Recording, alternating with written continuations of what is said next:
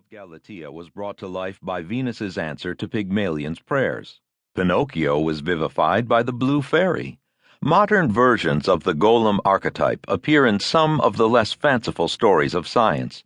All of human psychology is said to be explained by a single omnipotent cause: a large brain, culture, language, socialization, learning, complexity, self-organization, neural network dynamics.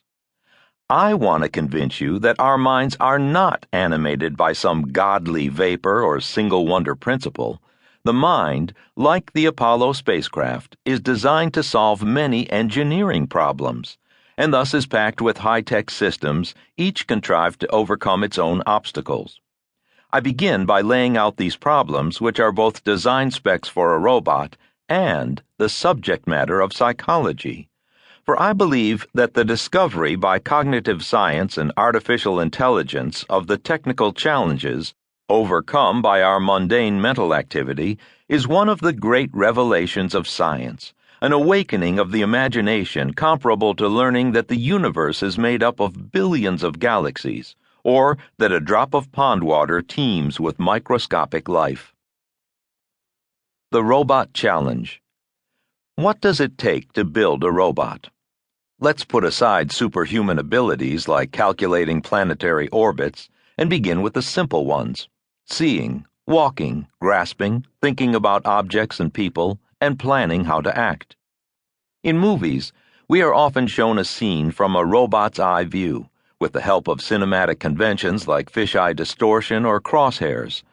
That's fine for us, the audience, who already have functioning eyes and brains, but it is no help to the robot's innards.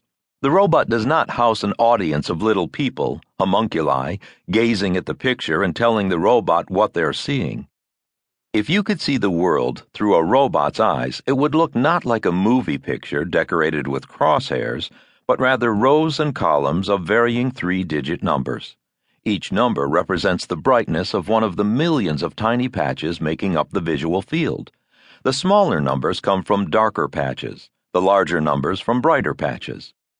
The numbers in the array are the actual signals coming from an electronic camera trained on a person's hand, though they could just as well be the firing rates of some of the nerve fibers coming from the eye to the brain as a person looks at a hand.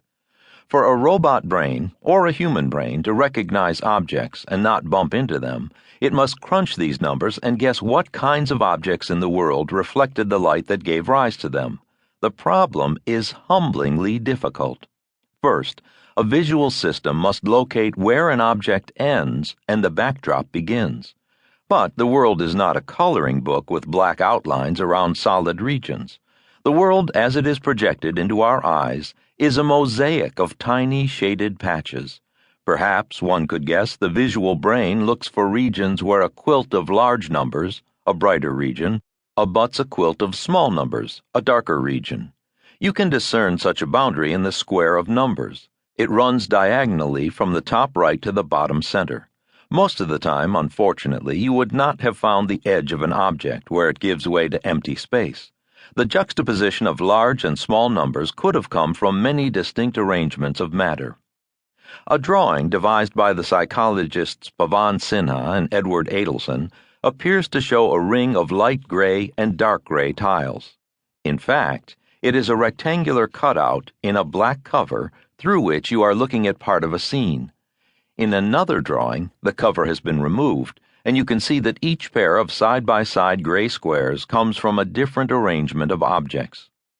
Big numbers next to small numbers can come from an object standing in front of another object, dark paper lying on light paper, a surface painted 2 shades of gray, 2 objects touching side by side, gray cellophane on a white page, an inside or outside corner where 2 walls meet, or a shadow.